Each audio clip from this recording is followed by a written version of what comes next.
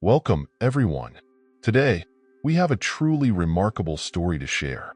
Our guest, Lucas, is here to recount a life-changing experience that took him to the edge of life itself and back, bringing back powerful insights on love, purpose, and the mysteries beyond. As he shares this profound journey, get ready to be inspired and moved. Before we dive into his story, don't forget to leave a like, subscribe to the channel, and hit the notification bell so you won't miss any of the incredible stories we have coming up. Now, without further ado, let's listen as Lucas takes us through his extraordinary experience. Lying in a sterile hospital bed, I could barely recognize myself. The past few months had felt like a surreal, endless cycle of white coats, hushed voices, and machines humming around me, punctuated by the worried whispers of my parents and the look of fatigue etched on their faces. I was 12, but I felt like I had aged 100 years. My body, once strong and full of energy, had become fragile, each breath labored, each movement exhausting. The doctors had tried everything, or so they said, their expressions growing more solemn each time they entered the room. I watched my parents, their faces a mask of fear and exhaustion as they sat by my side, holding my hand and whispering words of comfort they probably didn't believe themselves. I could see the glimmer of tears in my mother's eyes, though she tried her best to hold them back, smoothing my hair and forcing a smile every time our eyes met. My dad held my other hand, his grip strong yet trembling slightly, as if holding on to me with all his strength could somehow keep me here. In my mind, I drifted between memories of running through the backyard, laughing with friends, and the vibrant energy of life, things that now felt like dreams slipping away. I could sense my strength leaving me, an invisible tide pulling me further from the shore of everything I knew. I felt like I was sinking, not into darkness, but into something beyond, a place I couldn't quite see or understand. My body was weak, my mind hazy, but oddly enough, a calmness began to replace my fear. The doctors spoke in low voices outside my room, their expressions unreadable as they glanced through the window. I heard phrases like, "not much time," and "prepare the family," though my parents never told me what they meant. Somewhere inside, I understood. This might be the end. But as I looked at my mom and dad, I wanted to say something that would bring them comfort, but my voice, like the rest of me, felt miles away. Instead, I just closed my eyes, feeling the warmth of their hands, and let myself drift further, as if waiting for whatever would come next. A strange sensation washed over me, a kind of lightness, like I was a feather caught in a gentle breeze. The heaviness that had trapped me in bed for months seemed to dissolve. Slowly, I opened my eyes, expecting to see the ceiling of the hospital room above me. But instead, I saw my own body lying still on the bed, my face pale and my eyes closed. My parents were there, clutching my hands, their faces contorted with grief. Nurses and doctors moved around us, but their voices sounded distant, like a murmur in a dream. I felt no fear, only a strange curiosity. Was this really me, hovering above the bed, watching it all unfold? I could see everything from this new perspective, the way my dad's hand shook as he held mine, how my mom's lips moved in a silent prayer, tears streaking down her cheeks. It was strange to look down on my own face, so familiar yet so removed from what I felt. I could see every detail of the room, from the slight flicker of the fluorescent lights to the way the clock on the wall seemed to tick slower, each second echoing in the silence.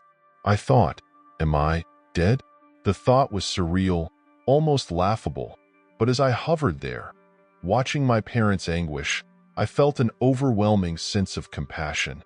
I wanted to reach out, to comfort them, but I didn't know how. It was as if an invisible barrier separated us, keeping me here while they stayed there, tethered to the world I knew. A part of me wanted to stay, to somehow find a way back into my body, but another part felt a quiet, undeniable pull away from it all. I couldn't explain it, but I knew something was waiting for me, something beyond the hospital room. It was like an instinct, a voice without words, calling me forward. As I floated there, I looked back one last time at my parents, hoping they could sense that, in some way, I was still here, still part of them. Then, slowly, gently, I began to drift, moving away from my body and everything I'd known, leaving behind the world I'd always understood. And strangely, I felt ready. As I drifted further from my body, an incredible light began to fill the room, unlike anything I'd ever seen before. It wasn't just bright. It was warm, inviting, and filled with a sense of peace that I hadn't felt in a long time. The light seemed to pulse gently, as if it were alive, breathing with an energy that called to me. I felt myself being drawn toward it, not by force, but by a profound feeling of comfort and safety, as if the light knew me, understood me in a way I couldn't quite explain. As I moved closer, the room around me started to blur, becoming softer and less defined, like the edges of a dream. The sounds of the hospital faded, and all I could hear was a kind of gentle hum, a frequency that resonated deep within me. I felt a warmth wash over me, a kindness that reached every part of me, melting away any remnants of fear or worry. It was as though the light was wrapping me in a gentle embrace, a silent reassurance that I was exactly where I was meant to be. I thought of my parents, left behind in that hospital room, and felt a pang of sadness. But somehow, even that sadness seemed to be part of this larger understanding, a realization that there was no real separation, that everything was connected in a way I'd never understood before. I felt as if this light were trying to communicate with me, though no words were spoken. It was a feeling, an intuitive knowing that filled me with an overwhelming sense of belonging, as if I'd returned to a place I'd always known but had somehow forgotten. The pull of the light grew stronger, and I allowed myself to move toward it, feeling lighter and more at peace with each passing moment. I felt no need to look back, only forward, as the light wrapped around me, guiding me into something unknown yet completely familiar. In that moment, I understood, on some deep, wordless level, that whatever awaited me beyond this light was nothing to fear. For the first time in a long time, I felt a sense of peace that went beyond words.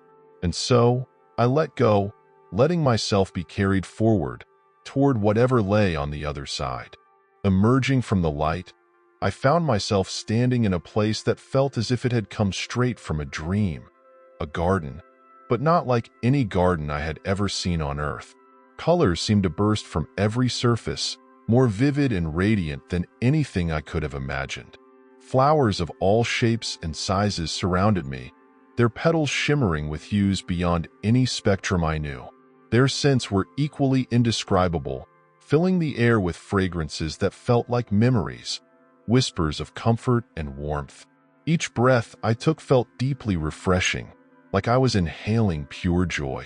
I looked around, feeling the grass under my feet, soft as silk and cool to the touch, yet alive with a subtle, humming energy. Everything here seemed connected, as if every leaf, every petal, every drop of dew was woven together by some unseen thread. The sky above me was a gentle, endless shade of blue, with a warmth that felt like a comforting embrace, and yet there was no sun, only a soft, glowing radiance that seemed to come from everywhere and nowhere at once.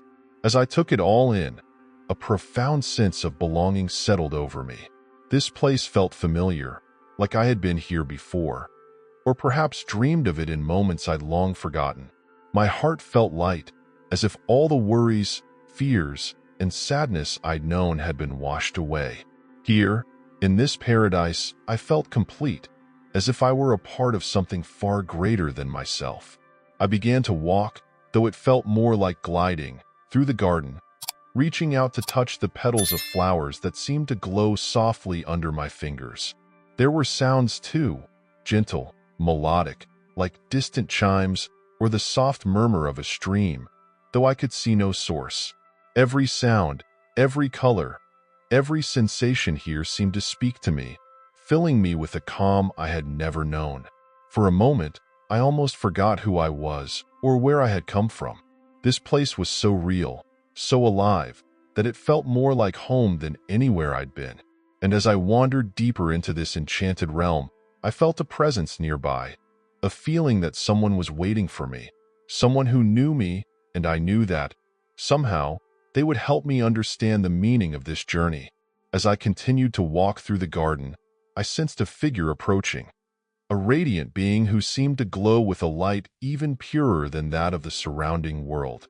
The figure wore a long, flowing robe that shimmered softly, and his face was calm and filled with a kindness that instantly put me at ease. He looked at me with eyes that seemed to hold entire worlds within them, depths of wisdom and understanding that made me feel as if he could see every part of me, my thoughts, my fears, my dreams.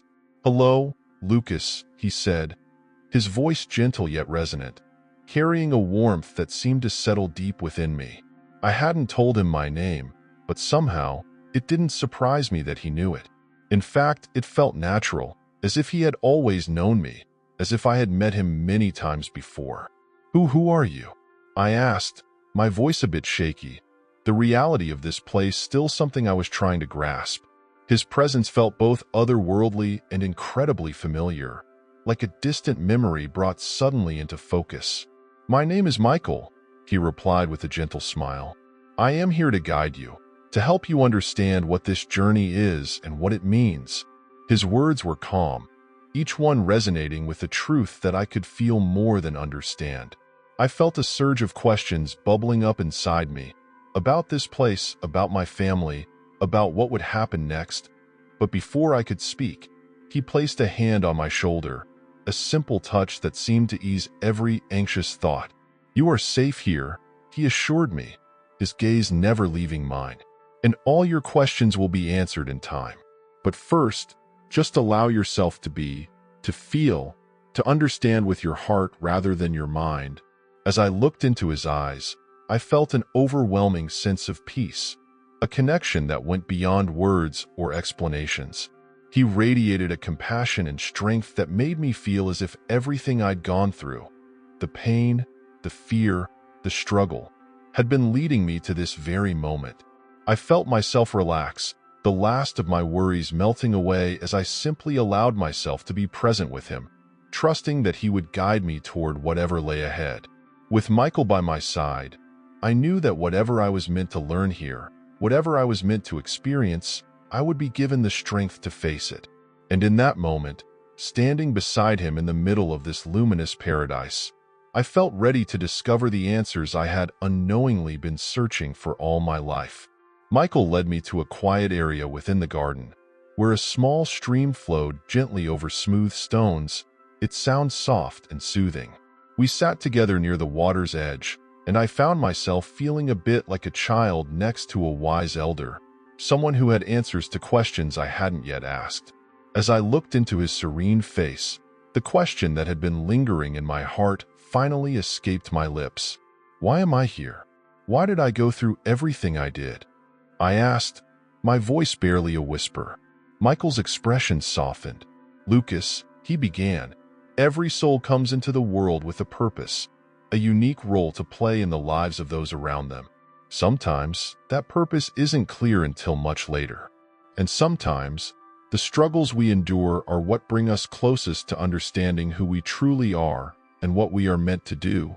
His words felt like a balm, each one sinking deeply into my mind, resonating with a truth I hadn't been able to see before.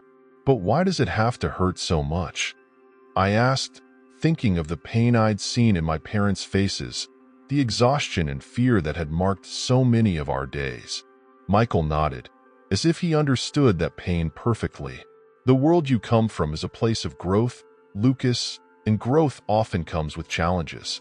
It's through these struggles that souls learn compassion, resilience, and love. Pain, though difficult, can open the heart in ways nothing else can."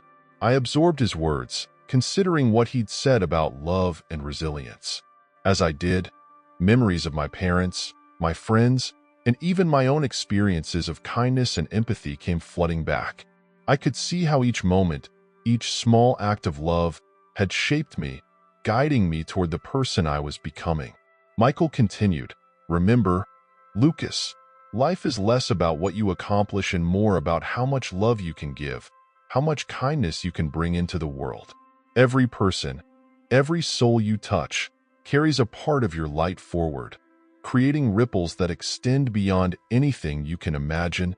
A feeling of warmth filled me, a deep understanding that every act of kindness, every shared moment, mattered more than I had ever realized.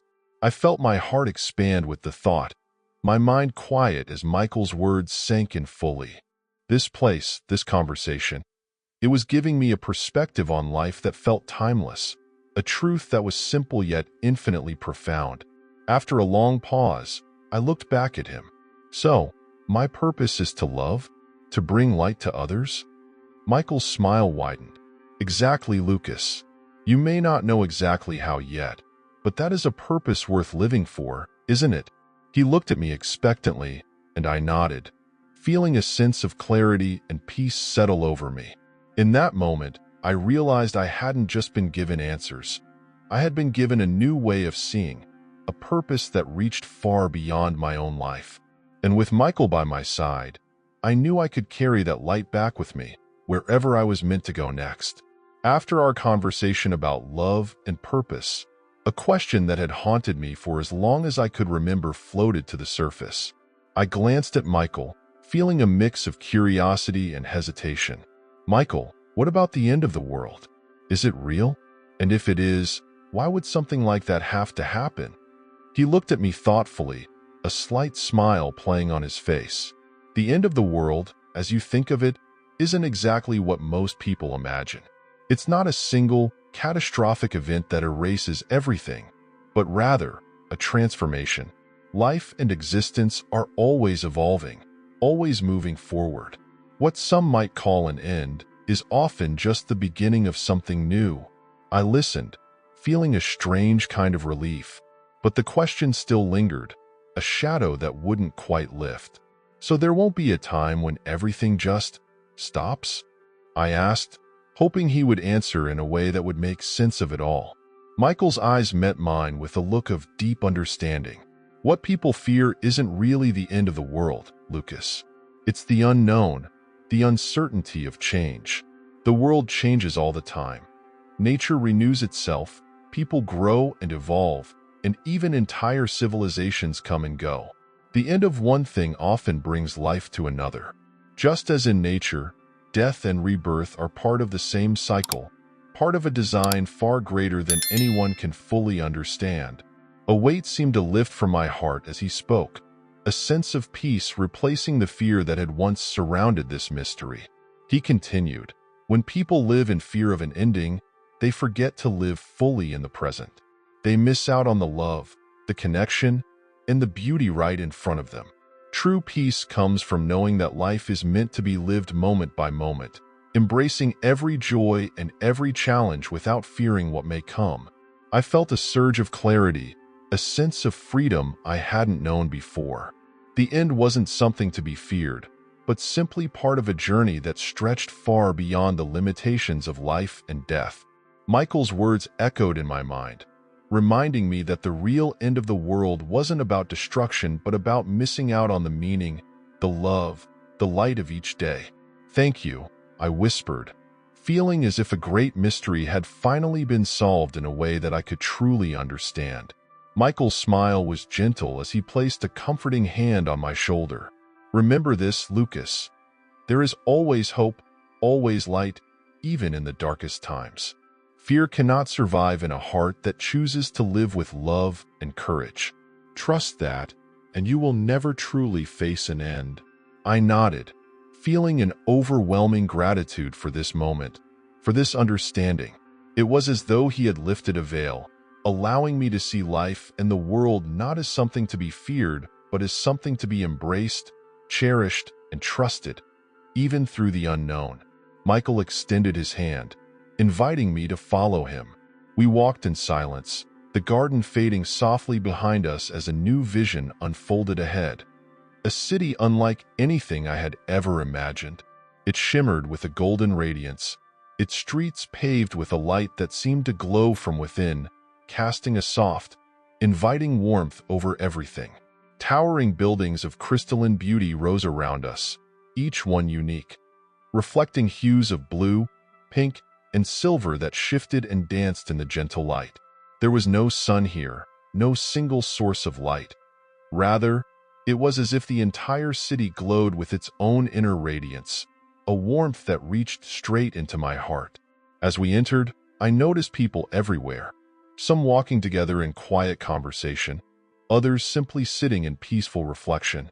Their faces held expressions of joy and serenity, and there was a harmony in their presence, a sense of unity that I could feel resonating all around me. The atmosphere was filled with a kind of music, soft and ethereal, more like an echo of emotion than sound itself, and it seemed to blend with everything, creating an environment of pure peace. This, Michael said, his voice filled with reverence, is a glimpse of eternity, a place where souls come to rest, to learn, and to prepare for whatever may come next in their journey. I felt a profound sense of awe as I looked around. The city felt alive, as if it were breathing in unison with each soul who wandered its streets.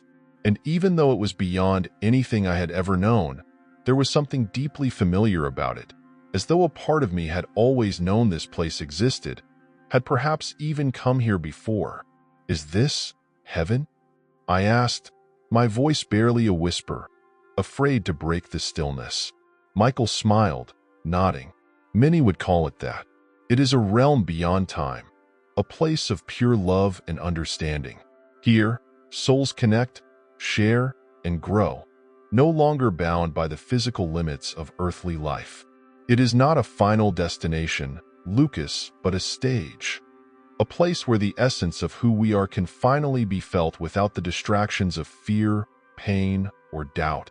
He gestured around us, and I saw a small group of people gathered near a shimmering fountain, their laughter light and joyful, like the gentle ringing of bells. I felt a pull toward them, an urge to join them, to share in their joy, as if I'd known them all my life. Michael seemed to sense my longing. In this place, you are fully seen, fully known, and loved beyond measure. The connection you feel here is a reminder of the love that is always within you, no matter where you are. As I took in his words, I felt an overwhelming sense of belonging, as if every part of me had finally come home. This city, this place of pure light and harmony, showed me that life didn't end. It continued, evolving into something more beautiful than I had ever imagined. Here, in this celestial city, I understood that all the love, kindness, and compassion we share on earth is but a reflection of the beauty waiting beyond. Michael turned to me, his gaze steady and filled with purpose. Remember this place, Lucas. Remember the peace, the unity, and the love. It is within you, a part of you, and you carry it wherever you go. The city's brilliance filled me with a warmth so complete that it felt like I was merging with it, becoming one with everything around me. And as I looked into Michael's eyes, I knew that, no matter what happened next, this understanding, this peace, would remain with me forever. As I stood there, taking in the radiant beauty of the celestial city, a subtle shift began to settle in my awareness. A gentle tug, like the pull of a distant memory calling me back. I looked at Michael, feeling an unspoken understanding pass between us. Though every part of me wanted to stay, I sensed that my time here was drawing to a close. Michael's expression was calm and compassionate as he spoke. Lucas, the journey you began here isn't finished. You have glimpsed the depth of love and peace that exists beyond life. But now, it's time for you to return. A pang of longing welled up in my chest. But I don't want to leave. I feel like I belong here. Like this is where I'm meant to be. I murmured, my voice barely audible. He nodded, his eyes filled with understanding. I know, many feel the same way when they come here, but your time on earth is not yet over. You have a purpose waiting for you, a message of hope and love to carry back with you. You have seen that life does not end, that there is so much more than the fears and struggles you've known. I felt the weight of his words, their truth settling deep within me. A memory of my parents' faces, their love, their worry, surfaced in my mind. I thought of all the people I cared about, the friends and family who had supported me, and I realized how much I still wanted to be with them, to share this new understanding of life and love with them. A sense of acceptance began to replace my reluctance, a quiet understanding that, perhaps, my journey on earth was far from complete. Michael placed his hand on my shoulder, his gaze steady. "You are a light, Lucas, and the world needs that light. Take this experience with you, hold it close, and let it guide you. Share what you've learned with others. Help them find peace, just as you have found peace here." I took a deep breath, feeling a surge of strength and clarity fill me. "Will I remember all of this when I go back?" I asked, hoping that the beauty of this place, the depth of this peace, wouldn't fade into a distant memory.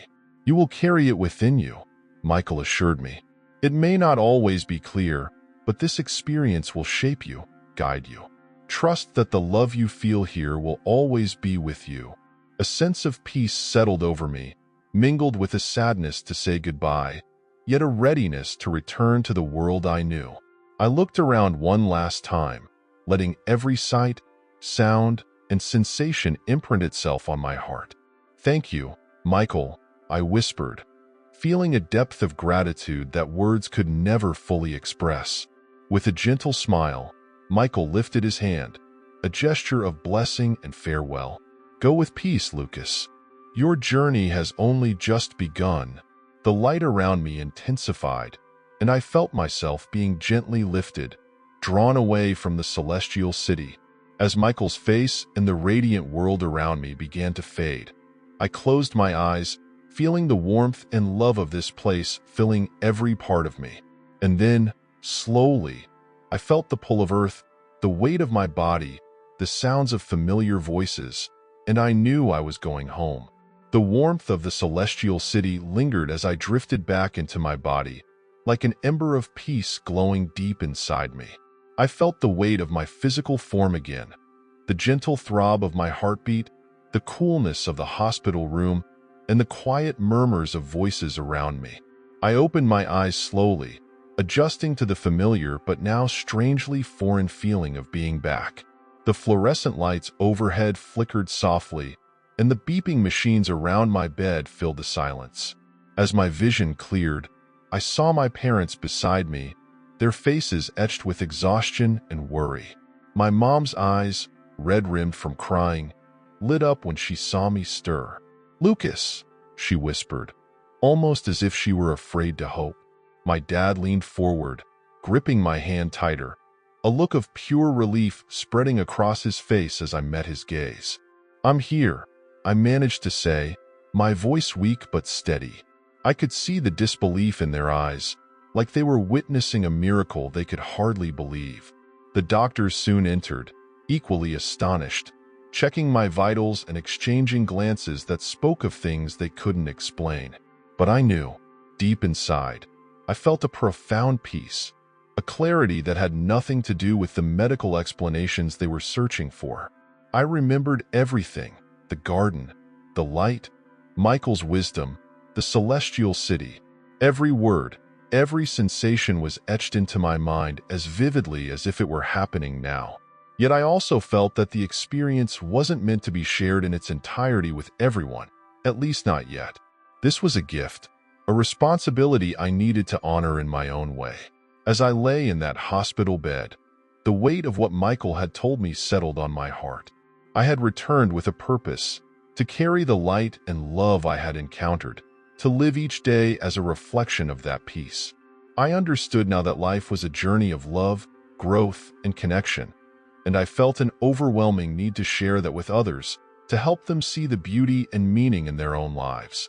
Over the next few days, as I recovered, I felt a change within me, a quiet strength, a gentleness that seemed to deepen with each interaction. I found myself listening more intently, speaking with more kindness, and noticing the small moments of joy and connection that I might have overlooked before. Friends and family who came to visit noticed it too, and though I didn't tell them everything, I shared glimpses, a kind word here, a comforting story there, that hinted at the understanding I had gained. And as I looked around at the people I loved, I realized that this was the beginning of my mission. I had been given a glimpse of something eternal, a light that transcended this world, and I knew that I could help bring that light into the lives of others. It wasn't about grand gestures or monumental changes. It was about the small, consistent acts of love and compassion that could touch a person's heart. In the months and years that followed, I carried that memory of the celestial city and Michael's guidance with me, a quiet reminder of the peace that lay beyond and the purpose that lay within. I knew, no matter where life led, that I was here to be a beacon of that love, a simple yet profound mission that would shape everything I did.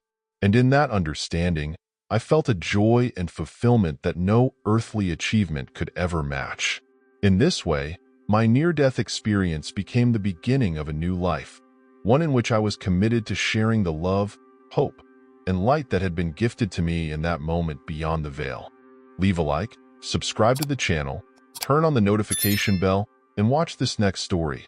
It's incredibly moving.